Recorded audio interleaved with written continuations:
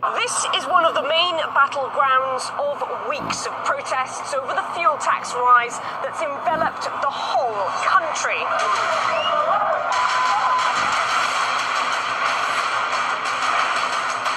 Cars and buildings burned, shops smashed and looted, and some of the most iconic monuments in Paris trashed. The number of injured keeps rising.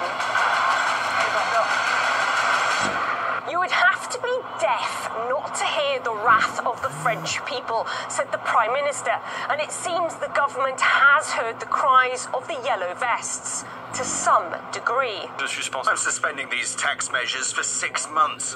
No tax should put the unity of the nation in danger. These concessions come even though just last week President Macron was adamant that he wouldn't capitulate to the voice of the street. I distinguish between fellow citizens and their demands and thugs. I will not concede anything to those who want destruction and disorder. But now the government has given in to some of the demands of the protesters. The yellow vests have tasted blood and are now hungry for more. We won't settle for crumbs. We want the whole baguette. The protests have come at a time when Macron's popularity has been sliding down a slippery slope and hitting new all-time lows. When Macron ascended office 18 months ago, he promised massive reforms from the pension system to the working code, and that he wouldn't relent from getting the job done, no matter how unpopular it proved to be. My reform agenda is to modernize the country, and we will pursue this modernization agenda till the end. Any chance that you will back down? No chance. His tenure as president has already seen widespread protests, but until now he has largely ignored them, refusing to change course. The concessions being offered to the yellow vests show that he's willing to drop his uncompromising stance when it seems the violence spirals out of control. Charlotte Dubinsky, RT, Paris. Member of the French National Assembly, Gilbert Collard, says 6 months is a very convenient length of time to suspend the fuel price hike. They are taking the French people for fools.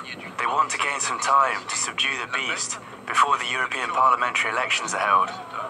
It's as though they think that the yellow vests won't see that they're trying to gain time, that they won't see in any case that the government, at risk of entering into conflict with the EU, will be obliged to recuperate the tax money they'll lose by implementing the freezes.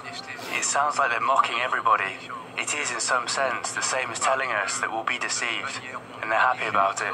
We're talking about French democracy. It doesn't exist. There is no parliament. There is a disciplined authoritarian majority that does whatever the president says. Yellow vest protesters are already being sentenced in court, with one man in the city of Nancy determined to appeal his guilty verdict. During a protest, he streamed his exchange with police live on social media. He says the video clearly shows he did not commit the crimes he is accused of. Here's his story.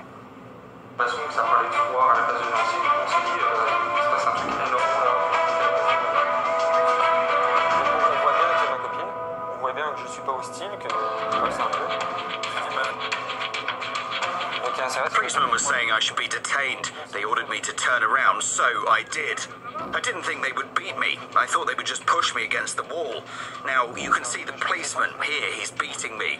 I was hit twice in my ribs. Though I explained I was just filming, nothing else, and was there for just about 15 minutes. One policeman had his knees in my back, the other one held my legs down, and the third pinned my head to the ground with his knee.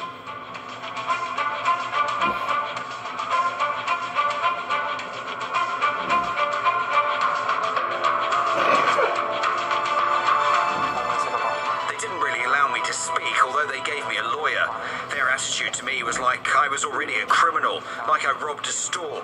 I tried to explain everything, but they preferred to trust their colleagues and not a regular citizen like me. Mr. Stanley is accused of throwing rocks at police and remaining in the crowd despite 2 orders to leave. His argument that he couldn't have thrown the stones as he was busy filming was dismissed as the court ruled the Facebook video contained no verifiable date.